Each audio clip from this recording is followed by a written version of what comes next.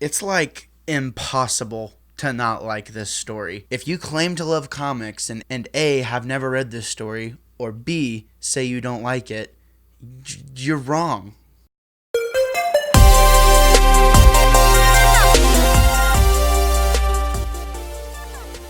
Welcome, my fellow wannabes, to my channel. I am Gabriel Fast, and I am the wannabe critic. Coming at you with a comic review today. Welcome to December.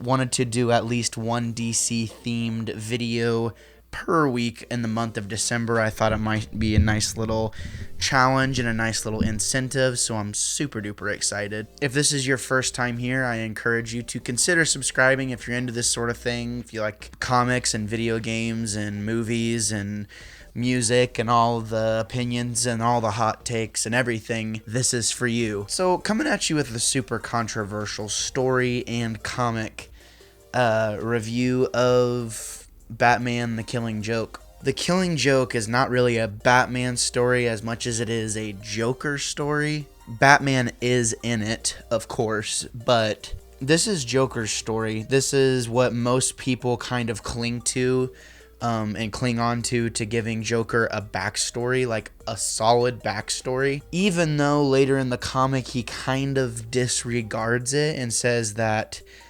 all it takes is just one bad day to make you go insane. He says in the comic that even he has a hard time remembering of exactly what had happened to him. But basically, I mean, just to give you kind of a brief summary, that before the Joker became the Joker, in this comic, in this particular depiction, Alan Moore, the writer, has shown that the Joker was a comedian. He had a family. He had a wife. I mean, he had like a goal in life to like be a happy person, and he just kind of got caught up with the wrong crowd. And basically he's trying to essentially rob Ace Chemicals, where he had worked in the past.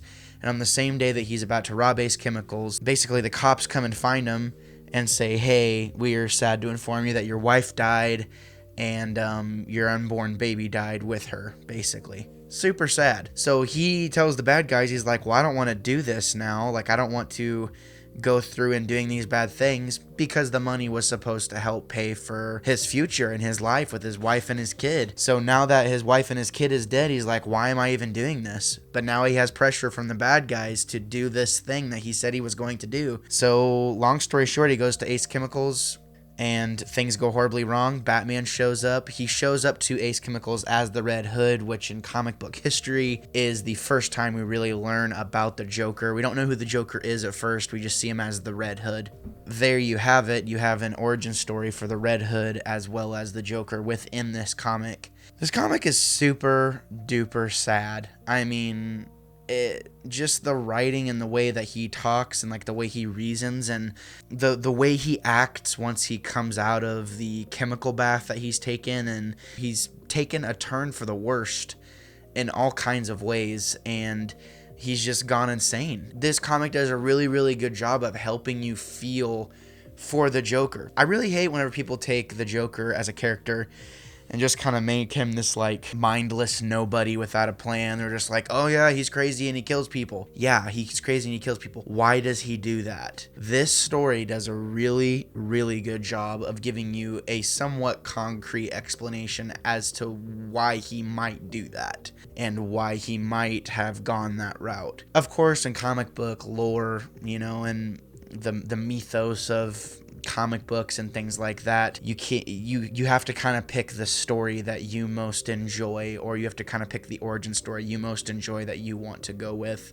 And that's what I've done for the past several years since I've read this comic. Is I like this origin story for the Joker. It makes really good sense to me as a comic book reader, and it just flows with almost every single Batman story that you read. So super solid ending as well. I don't want to give away too many of the spoiler, or you know, the big talking points and things like that. I would love to go in depth, but I wanted to just give my review of this Batman the Killing Joke. I really think that this is a solid 9 out of 10. It is a must read. It's a classic for any comic book reader. And I think that it's super duper rereadable as well. I mean, that's probably the third time I've read it. And it just keeps getting, as each year goes by, and each year that passes in between me reading it, it just keeps getting better and better. So as always, thank you for preparing yourselves for a plethora of hot takes and potentially unpopular opinions. I am Gabriel Fast, and I will always be the wannabe critic.